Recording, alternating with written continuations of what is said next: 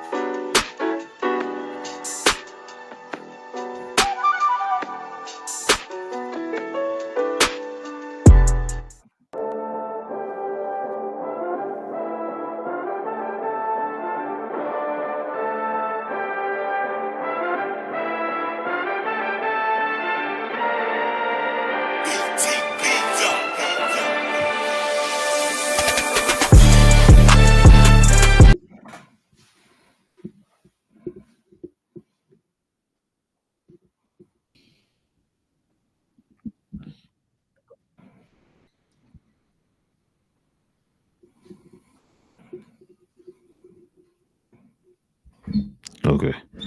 All right, fellas. We had to get this stuff situated. All right. Now, we gotta get the show going, man. Y'all seen Around the Horn before? We got 4 different rounds. Knockout round each round. Then of course the last 2 guys at the end have their showdown. So I guess we already recording, so we can ready to get started here, y'all. So let's get started here. All right. Oh, yeah, and everybody turn your cameras like this. I can see my camera on y'all's phones. Oh Yeah, man. Gotta get off the vertical. This is just a test right here, y'all.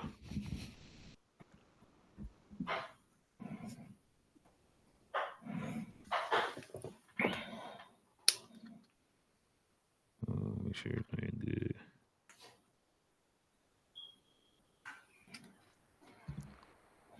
Oh, I think we lost Big J.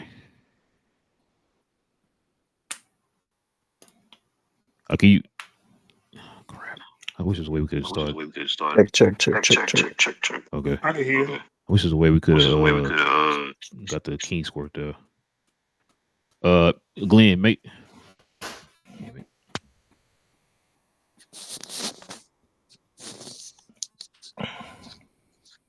Is that better, King? Okay. Hey, cause I can't. BJ, say something. can't hear you. Can't hear him at all. Can anybody hear me? BA. I'm muted. I don't know what's going on. Can you guys hear me? There you go. I hear you. I hear you, Glenn. Can you hear me? I hear you guys. Okay. BJ, you can you hear me? Okay. BA, No, good? you gotta reflip the phone, Big J. You had it right. You had it right before. There you go. Now Johnny B and Glenn, flip y'all's the way that BJ and BA got theirs. I'm on a computer, so I don't want to. Damn it, a little easier for me. Can y'all flip it this way? The long way. Oh, you can't. Okay, he can't do it. No, I don't think he can do it, man. He's trying. It's fine. We'll keep it like this. Okay, now we can get started, I guess. All right, y'all, it's gonna be about 30 minutes. Like I said, y'all seen Around the Horn before, so everybody's audio good, your mic good. Johnny B, your audio good? You hear me? Yeah, I hear you now. Okay, so I heard you. All right, Okay, we're cool. good. All right, here we go, y'all. Let's get started on the show here. All right, y'all.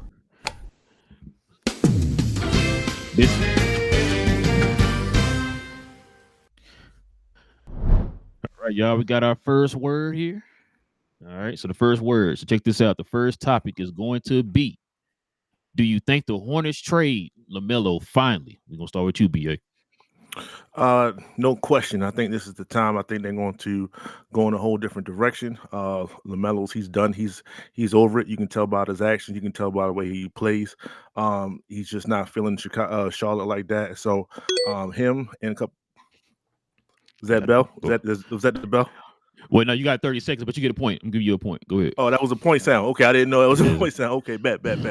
So yeah, I think they just need to go and go under the rookie they picked up, Brandon, a couple years ago, and just kind of go behind that. Bridges can go and Ball can go, in my opinion.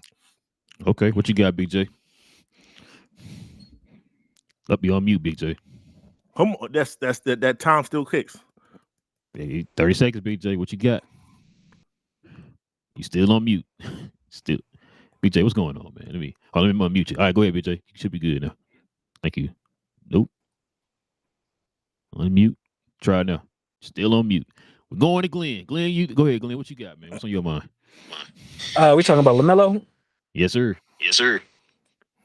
Can we talk about him to the Mavericks? Whatever topic you want to. You got 30 seconds, Glenn? Yeah. So I like the idea.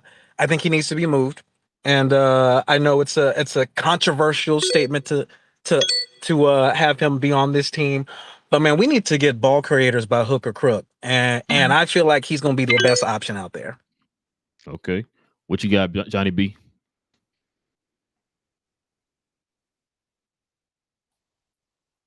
Oh, got you on mute. Oh, Johnny okay. B. Yeah. There you go. Yeah. I think it's time for him to go. Like, I think he's played his course. He's never available. They got two guys. They got Knipple. They got Brandon. What the hell is his name? Miller. You know Miller. Yeah, Brandon Miller. I think they trade him for some assets because he's still young, so you can get something good for him, and they move in a different direction. I do think that LaMelo to Dallas is nasty work. Yeah, I definitely don't agree. Okay. All right, guys. I don't know what's going on with BJ. Hold on, see if I can get him back on the stage here. Technical guy in the back, can you get BJ back here up on stage real quick as we go to the next segment? I don't know how to add him back on the stage. Oh man, let me see if I can add. Hold on. Yeah, I guess I can't do it. BJ, man, dang it. Oh, switch it back. Yeah, it's the first show, so there's definitely some technical difficulty going on. All right, now BJ, can you give your answer real quick, man, before we move to the next segment? Are you still? Can you unmute him? Well, he muted himself. Because if I mute him, he's gonna lose points. So Going once, going twice. All right, man. Let's go to the next segment, fellas. So check this out. Sorry, I said the next question. Next topic is: can Con Knuckle be the star player of the future for Charlotte? Start with you this time, Johnny B. Yeah, I think so. No. I think so. Like, you know what I mean? For a rookie, I think his skill set is pretty good. He can shoot it. He can pass a little bit. You know, he plays defense. He plays the right way. For a white boy in Charlotte, I think that's definitely a good look for them. Like, you know, for their future. He not as flamboyant as LaMelo, and you know, like, and he plays the right way. So if that was me, I would move on and build around him and Brandon Miller. Okay. What about you, Glenn? I think he's a good asset. He's a good like high level role player. I don't know if I'm gonna like build my whole franchise around him though. I mean, every team's gonna want to have someone like him if you're contending. If you're not contending, every team's gonna want to try to figure out how to upgrade their number one or number two. I could see him rolling into a number 3. Okay. What you got, BA? When you say, like, you know, pretty much running his own team, absolutely not. LaMelo is still driving that force when it comes to Charlotte, and he hasn't been hurt like he normally has been in years past, which is probably coming. But with that being said, you know, it's absolutely not. He averages like 18 points or whatever. He doesn't necessarily create as much. He only averaged like less than 5 assists. So he's a finisher. He's a you know, spread the floor and see what he can do. Maybe take somebody off the dribble, maybe not. That's how he was when he came out of college. He had other people to bounce off of. Pause. So, you know, it doesn't really. So he's a finisher. He's a Tyler Hero kind of a dude. He's just not. He's not him. So when you want to have your franchise, you need your franchise. He's not franchise at all. Is he a good number 3? Oh yeah, he definitely be a good number 3. But by no means should he be 1 nor 2. Once that defense start to predicate and stop him, I doubt if he averages the same amount. Okay. What you got? Wait, did he get points for the pause? Did he get points for the pause? Well, I should get points for the pause. Actually, here you go. You get points for the pause. What you got, Big J? No, he's a less talented, less defensive-minded version of Klay Thompson. So, no, he's not going to be a number 1. Probably not even a number 2. He's at best, like I said, like BA said, a tertiary player. He doesn't have a shot creation. He's not even a finisher, really. He's more of like a spot-up shooter. Like I said, think of like a glorified, I wouldn't say Tyler Hero, but I was saying like a glorified, what's the fellow in Buddy Hield type. You know what I'm saying? He's that's more what he looks like. You squint your eyes, but I'm telling you. Go ahead, Big J. Go ahead. You can take it away. You can take it away. I can tell you. Continue, Big J. Continue. No, I'm just saying, like I said, he's not the person you're gonna build your team behind. Because if you look at it, would you rather have him or would you rather have Austin Reeves? And really, I don't even like Austin Reeves, and I think Austin Reeves is better than he is. I think Austin Reeves has a higher ceiling. Why do you compare another white boy? I'm sorry, I'm speaking out of turn. How can I compare? Because that's the person you just brought up as another white guy. Hey, I start off with Klay Thompson first, so there's a partial white boy. All right, yeah. Now the last question of the segment here: should the Mavericks rebuild? We gonna start with you, Big J. Yes, they need to be rebuilt around Cooper at this point. Honestly, I would go ahead and tank this season. This draft is too loaded. They need to go ahead and sell as much as they can, get as much future cap space as they can, or assets as they can. Like I said, my idea would be to try and trade AD to Hornets, which everybody hates that idea, but like I said, Hornets have the 2027 first-round pick for the Mavs. If you can get our first-round pick and the Hornets' first-round pick for AD, then we already have our 26 pick. We'd have our 27 pick back, and then we can kind of run from there. But like I said, if we can get somebody high in this draft, like a Mikhail or what's that dude? Of course, AJ or AJ DeBanza or Boozer, any of those guys, you're ready to run for the future. All you need is another person right there with Cooper that can run, and that's what we need to do. And you keep Christie as much as you can. I would try and keep Christie. I would try and keep PJ is expendable at this point. If we get AJ DeBanza or Boozer, I mean, you could get rid of PJ, but like I said, it just depends on what we want to do. But I think we need to make moves. All right. What you got, BA?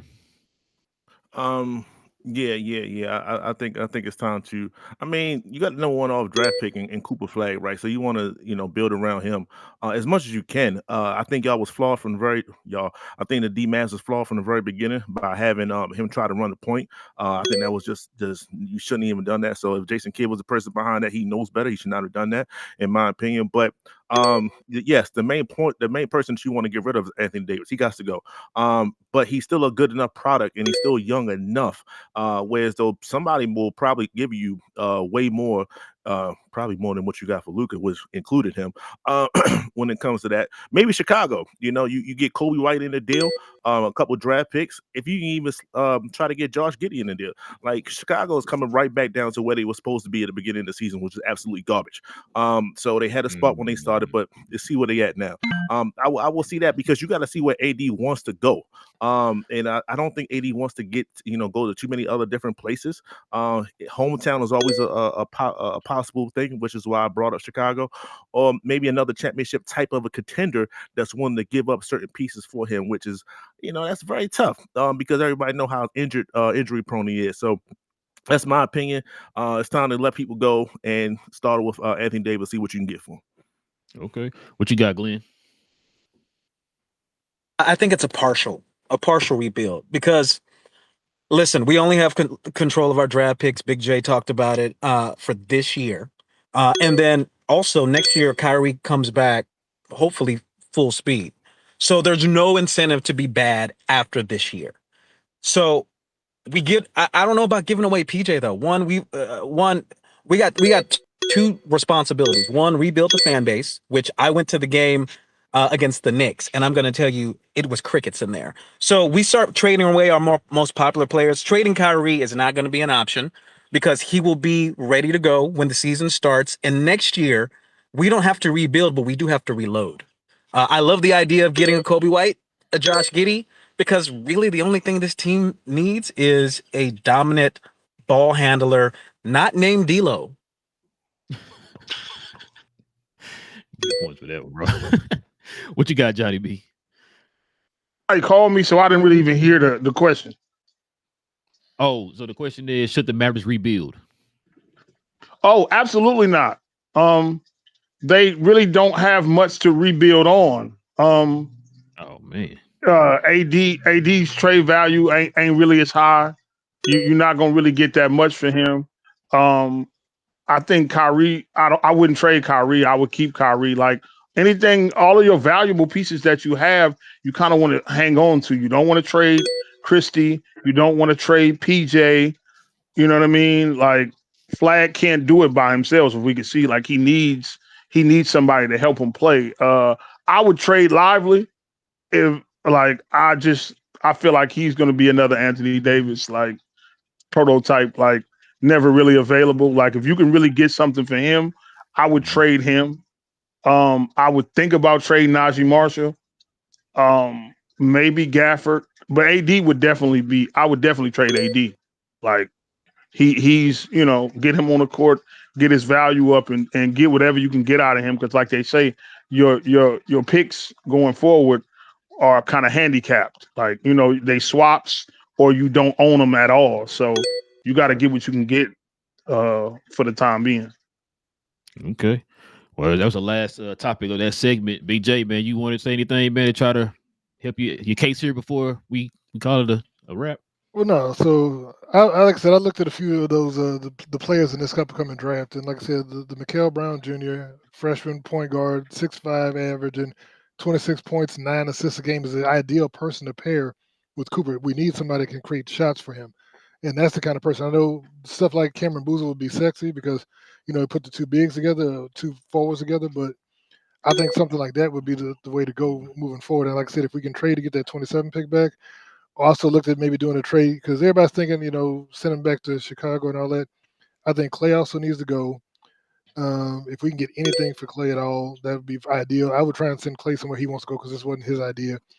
But AD, we need to get whatever we can get from whoever the best deal is. So I don't think going and getting someone like a Kobe White, if we're going to try and build youth, is the ideal. I know people like Kobe White, but I mean, he's actually kind of inefficient. He puts up counting stats, but he's not efficient as a scorer.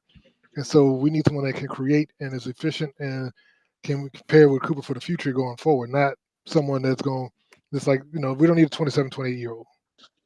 Okay. Well, that was enough, Big J. You still 1 point off, Hey. man. We're gonna have to let you go in this one, man. Sorry. So go ahead, guy backstage, do your thing here, man. Check this out. We're gonna go into the next segment. So, but BJ, hang around, man. We'll to the end of the show there. All right, y'all. Here we go. Next segment. Buy or sell.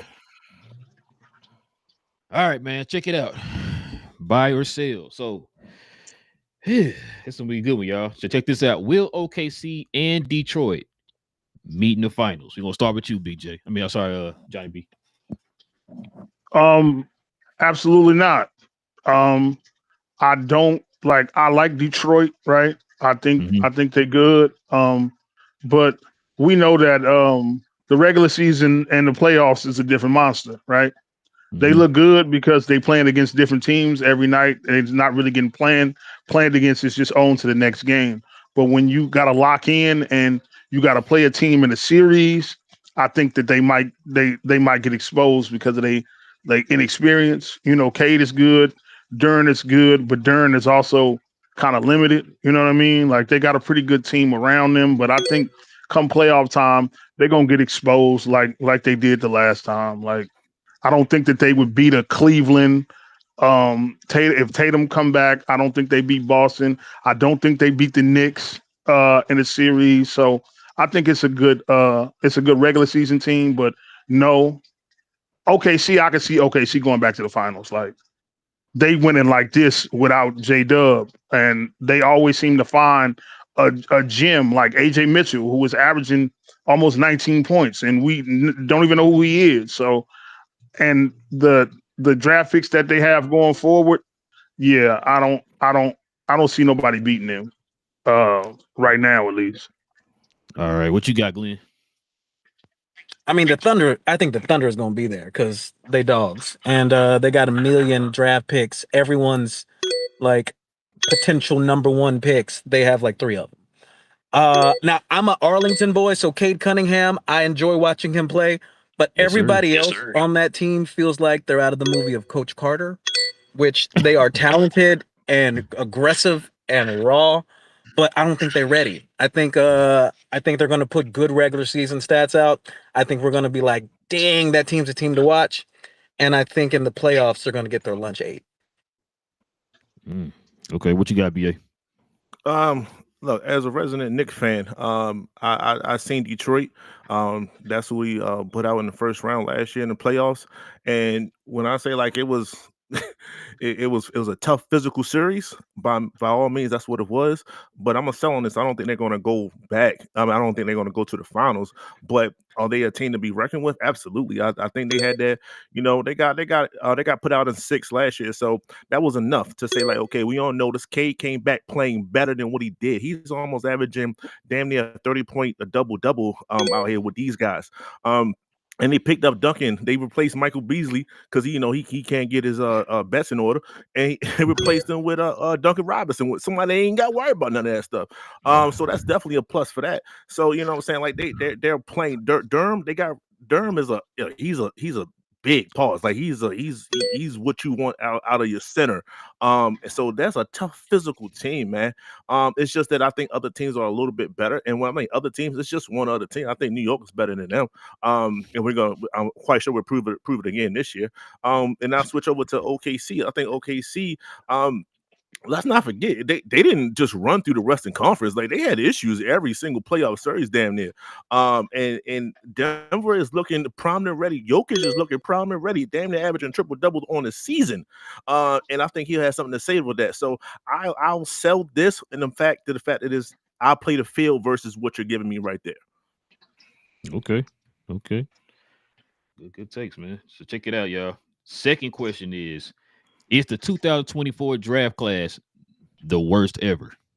I want y'all to think about the other draft classes that were possibly the worst of all time, the 2000, 2001s, all that. Is this possibly worse than those 2 draft classes? I'm going to start with you this time, BA.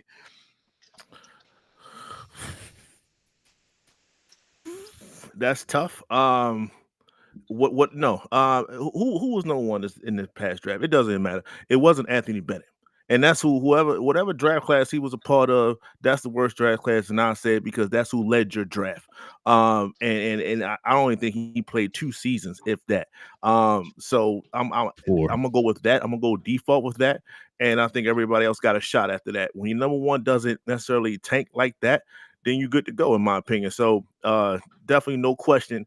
The Anthony Bennett draft class is probably the worst of them all. Now, it might be a gem or two in there, but we still waiting. It's 2024, so it could be a gem or two in this particular draft. So we have no idea when it comes to that. But the fact of the matter is, when it comes to the number one overall pick, he's probably one of the worst number one overall picks without getting injured there's ever been. So with that being said, his draft class is the worst. I gotta take points off, bro. You Why's that? grading that whole draft class off of the first pick in the draft. You only as good as the person that you represent. That's like you grading the 98 draft because they had Michael Olamicandy. And we got Hall of Famers in that draft class. Like, come on, BA. What you got, Glenn?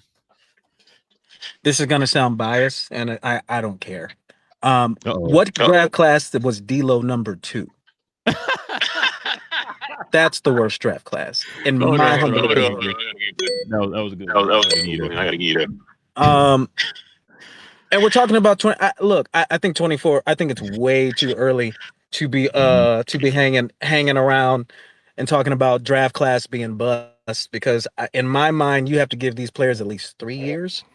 And I like some of the players, some of the potential, and so yeah. Again, I sat and I watched D'Lo and Mike Brown. You're a Knicks fan, right? Yeah. I saw Mike Brown literally in his huddle say, guys, stay focused on rebounding and focused, and then go after D'Lo as a game plan. So yeah, that's the worst draft class. Didn't matter who else was in it. That's the worst draft class. Glenn speaking from a hurt math fan. I feel you, Glenn. What you got, Johnny B? 2024 is bad.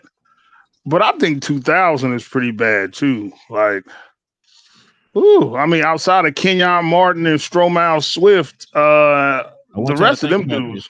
I want you to think about this. Total, they only had a combined 3 All-Stars in that draft. That's it. Not All-Star players.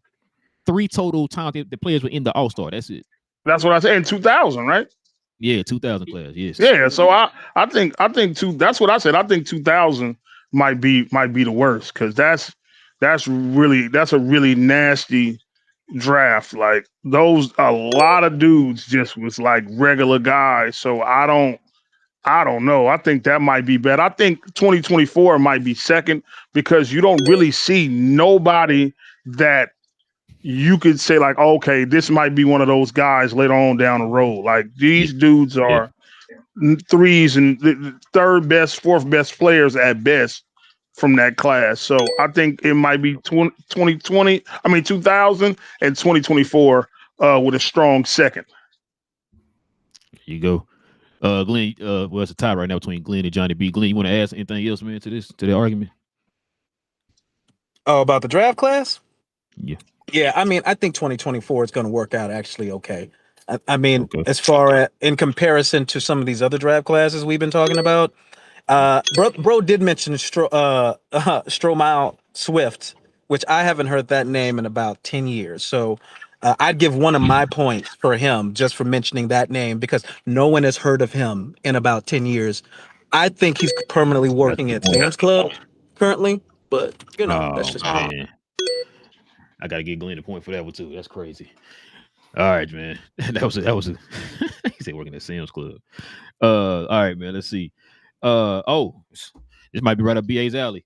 So is Mike Brown the problem in New York? I'm gonna start with BA on this one. You say, is he the problem, as if we have a problem right now? We don't have a problem right now. I think they're doing just fine. It's still the beginning of the season with a whole new philosophy, and the philosophy as of right now is working. Our main players aren't averaging the same amount of minutes as they did last year. The bench is being way more productive. I mean, by like 20 to 20 plus points productive than they were last year.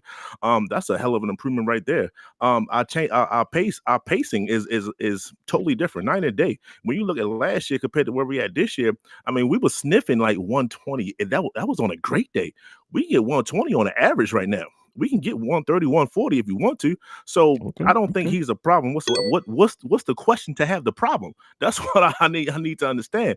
It's still the beginning of the season, so we're still trying to figure some things out. Obviously, he's still trying to figure out different matchups and different ways to play different players at certain times. So that's to be expected.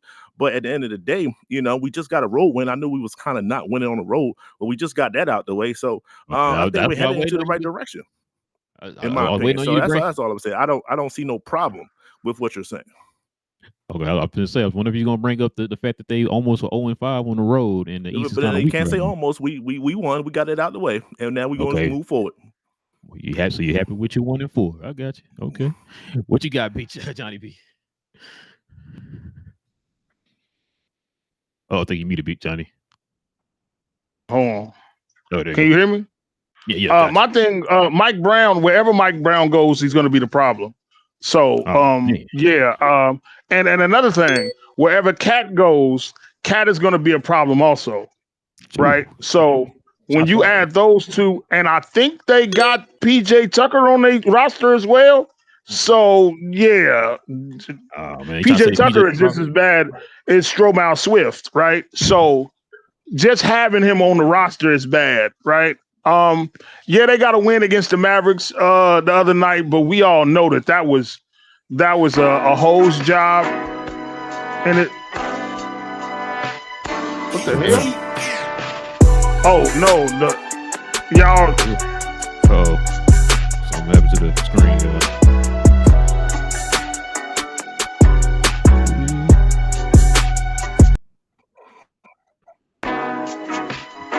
Okay. Okay. Hold on. There we go. We back.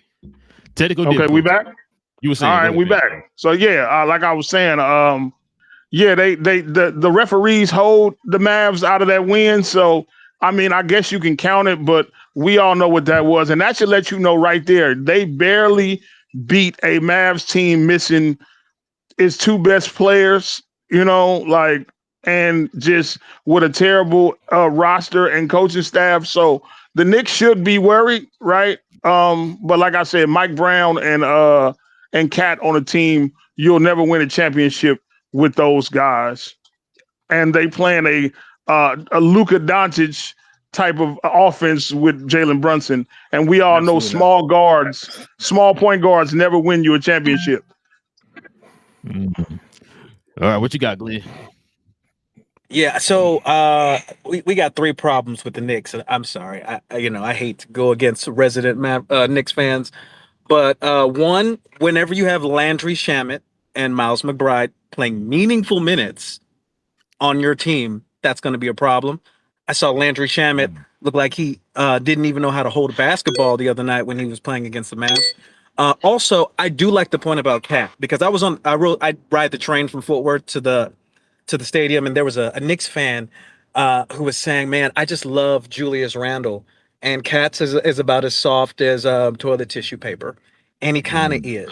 When you put PJ Washington on him and Cat can't find a way to move around, I think Cat is extremely talented. I think he's one of those players that you will forever say he's extremely talented and he can do almost anything on the basketball court, but he's just kind of like Luther's curl. It just never just comes together. So with your number 2 player being Cat and your number 1 player being my height, which I'm 5'7", I don't think y'all gonna go too far on a consistent basis. Boy, the height haters are wild here today. But is there a rebuttal? Yeah, go ahead, BA. What you got? So the reason why we got Mike Brown is so JB won't have the ball as much as he's been having. He's not been ball dominant whatsoever this whole entire season. Two, Landry Shamet just dropped 30 plus points the other night. Why? Because JB was actually hurt. We're actually finding ways to win while Jalen Brunson is actually not playing. That's a plus right there. And I give you that. I'm sorry, but y'all talked about Cat like he didn't go to back-to-back conference finals. Is that not a fact? Did he not do that? He did that, right? On both conferences. So he went to the West, went to the conference finals, went to the East, got to the conference finals. So in my opinion, he's a conference finals type of a guy because he did it twice. So if he could do that with our team, with a more spread offense, I'm not trying to be the Knicks advocate here, but I'm just saying it was just some points that we're not going to just put down Cat like he's not back-to-back conference finals type of a guy. That's all I'm saying. You normally when you go to the conference finals, the next step is the finals. Normally that's how it plays out, in my opinion. All right, Johnny, be real quick, man. We'll go to the next segment. Oh, you muted.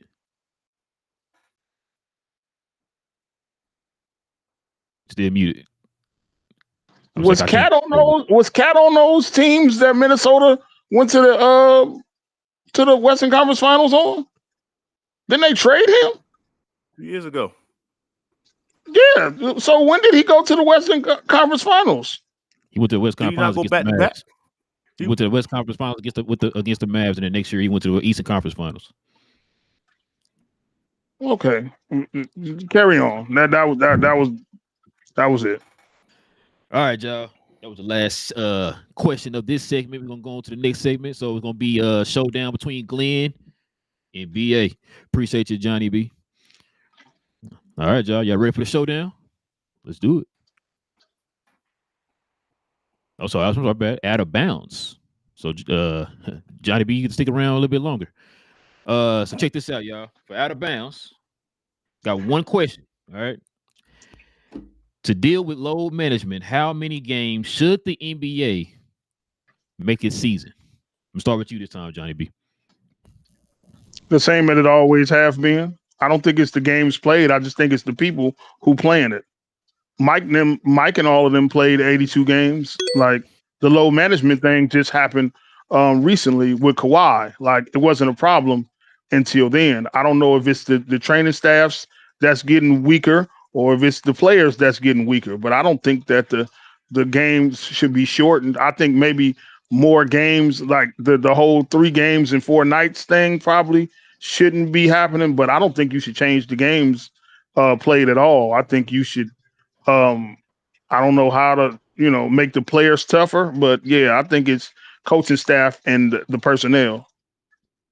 Okay. What you got, Glenn? I really think it's an NBA money grab. I don't think it's abnormal that we have more star players who are facing soft tissue injuries at the beginning of the year in this season than normally before. I think our players are faster. I think they're stronger.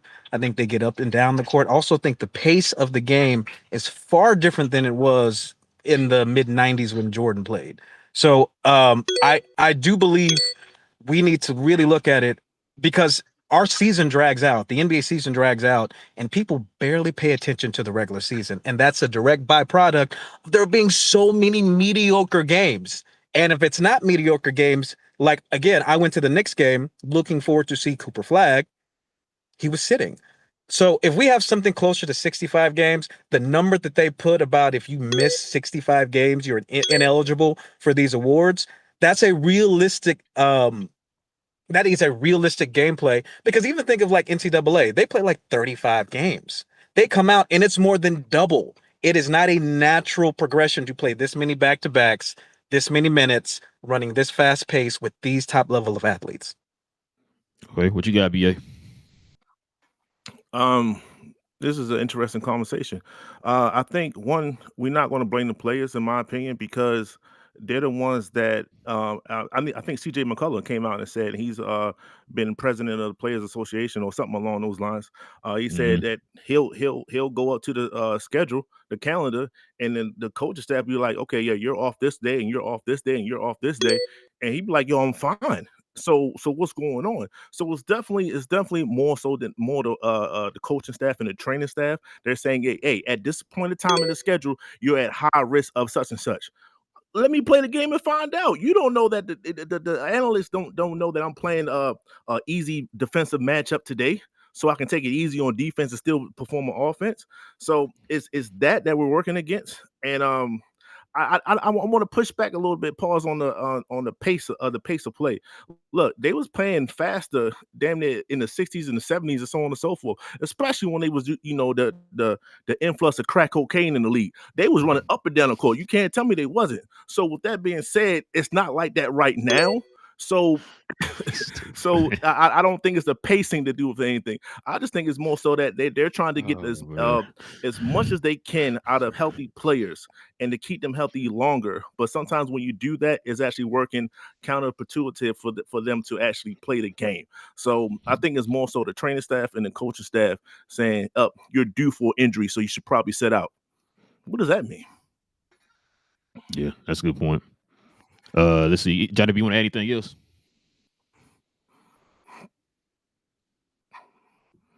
Oh, you're on mute. The reason that I blame the players is because, like, back in the day, like I said, with before the low management thing and people played all of those games, the game has gotten less physical, more fouls. Like it's protected. The game protects the players now, so where they shouldn't be hurt because you can't be physical. You know what I mean? It's a foul. The game stoppage is all day. Like, so you get the chance to rest during the game. So I don't understand why the people want to load manage when the game has been increasingly softer over the years. So. All right, man. So that's the end. Now we going into the showdown, guys. That was the end of that segment. Appreciate you, Johnny B, man. We're gonna get to Glenn and BA here on the showdown. So let's go ahead and get to this next segment, y'all.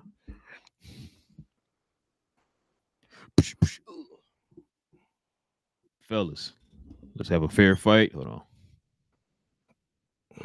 Let's see. Let's have a fair fight, fellas. Nope, I just messed that up. I don't know what's going on. What we doing? Technical guy in the back. Might need you again.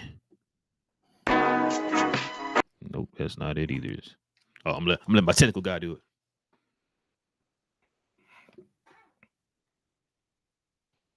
Can I just say, can we take away points from him saying crack cocaine on that other one? I'm just saying. Hey, homeboy, facts are facts. facts are facts. Crack is crack. So I was. I think I see where you was going with that. All right, there we go. Yeah, I'm sorry, y'all. I promise, man. Next show we're gonna have everything squared away, man. It's our first episode, so check it out, man. For the showdown, y'all. First topic is: will Luka Doncic finally win an MVP this season? We're gonna start with BA since he got the most points. What you got, BA? This is always one of the toughest arguments every single year because, okay, we got some graphics. Bet, understood. Understood. I like it. Better late than never, baby. Yeah. You know what I'm saying? All right. So with that being said, like I said, I think I think the whole league has it out for Luka Doncic, and I mentioned this before to multiple people. Like, when he had the most points, rebounds, and assists accumulated since the merger, and still don't win MVP, then it gets to the point where it's though, like, what does he have to do to get MVP? And when Shea got it, I was like, okay, so he had the best record. However, you gave it to top 6 before when you let Russell get it. So it's very hard. It's very hard for you to make a case for Luka. It's like, what does he have to do? Play more, lead the league in defensive, all defensive stats. And the problem that he's going to run into is Wemby is going to start taking some of those votes away from him because he's going to fill up the stat line and perform offensively on every given night and so on. And then you have Shea with his lead. He's going to take over the league. So you got to hope for one, voters fatigue, and they don't give it to Shea for back-to-back. You got to hope that Jokic doesn't average a triple-double in order for him to do that. And you have to be in the top, I think, 3 in the league in order for Luka to get it. He has to go through all those obstacles when he should have been had it years ago, and that's his problem. So he's facing an uphill battle every single year. The defensive thing is overrated. They need to let that conversation die down and let it go, because you gave it to James Harden when he didn't play a lick of defense that year. So it's very hard to make a case for Luka Doncic, because he's done everything offensively and some defensively that you can do in a whole entire series. Most points since the merger, most points, rebounds, and assists total. What else can I do? So that's my Glenn. You gonna combat that, man? What you got? Yeah. So what's the BA? Who's the most popular NBA franchise ever? Los Angeles Lakers. Which is why they sent him there. When I say they, I'm talking about the powers that be, right? And I'm just saying, MVP has always been a narrative award. Narrative. What's the narrative that ran the scene all last year and can't even be shaken this year? Because if you search the top stories in the NBA, it's going to be Luka Harrison and Nico Harrison. Luka Doncic, Nico Harrison. Luka Doncic, Nico Harrison. And so the NBA wants this. Trust me, the fans want this. They've turned Luka into some kind of sentimental character where not only is he on the cover of GQ, not only is there the Kardashian DMs of people wanting him, but he is LA's dream boy. He is the face of the NBA. Whether you believe it or not, I think Wemby should be. I think a lot of people think Shea should be, but the NBA wants Luka to be. And if you think it's not true, look at the jersey sales. Look at every single major NBA network, ESPN. At some point during the time of the day, there will be a Luka Doncic segment. Every day they don't have a Shea or Wemby segment. It's because it is a narrative that's been pushed, and it's been pushed not only this year, but last year. Last point, we always say last year's deserved player wins the MVP. We also say narrative drives the race. I can't think of a better narrative or player that was popular last year that probably will deserve the vote for this year. Luka Doncic will be the MVP unless he farts and falls all over his face. Oh, damn. Okay. All right, fellas. Last question, man. This is for all the marbles.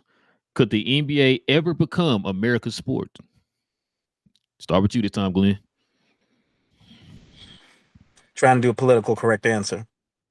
Too much melanin.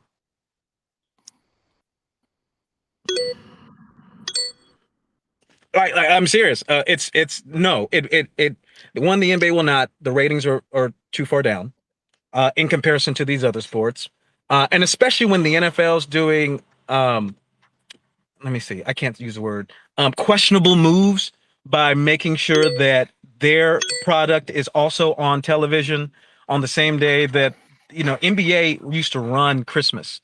NFL wants to run Christmas now. And anytime the NBA wants to do something, every other league steps out of the way. NBA has an image problem. It has, we talked about it, 82 games. I don't know how load management, I'm going back to this, or it's considered a myth. If you looked at the hard facts of how many injuries we have, there is definitely a problem with overexposing our athletes. And that's also the main reason why the NBA will never be number one, is because people get, they get tired of watching games that don't count. And with 17, 18 NFL games, every game's a must watch for the NFL. So the NBA will never compete on that level. Okay. What you got, BA? We love a do or die situation first and foremost. So the do or die situation that we speak of is the playoffs. You have these series in the NBA. So when you have one game series in the NFL, it's hard to trump that. It's hard to beat that.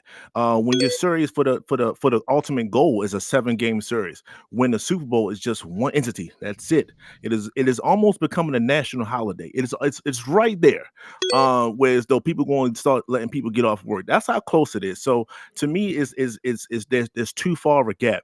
And what Glenn didn't mention, and I think he should have, is the fact that we don't have an American great superstar anymore in basketball. And that's a problem. We're trying to force it. We're trying to let Anthony Edwards do it, but he having them baby mama issues. We're trying to hang on to LeBron. We're trying to hang on to Steph. We're trying to hang on to KD. These guys they passed their prime, so we don't have that guy anymore. So when you go to the NFL, it's a whole plethora of guys. You know what I'm saying? If you tell me that there's an MJ coming right now, pause, that's coming out of college into the league and he takes over and it's him, then by far to me, and it says waiting for media, and I'm gonna keep talking because I don't know if people can hear me or not. Yeah, It keep talking. says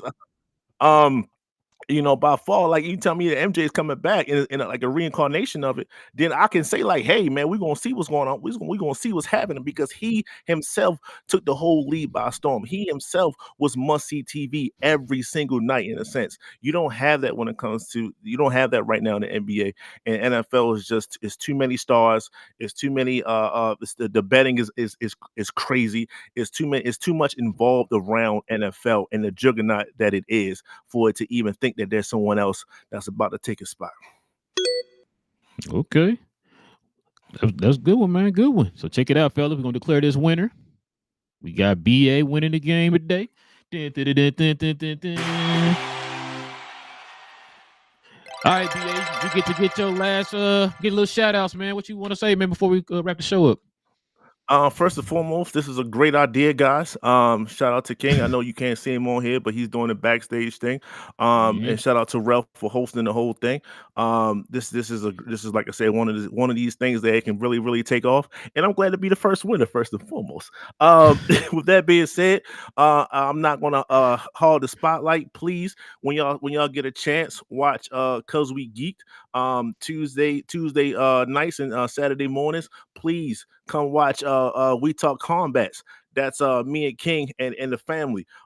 That's on Sundays about 3:00 or whatever the case. So that's if you want to see more of me, if you want to see more of me winning arguments in a sense, come holler and come see us and join the Playback, the Glow Sun.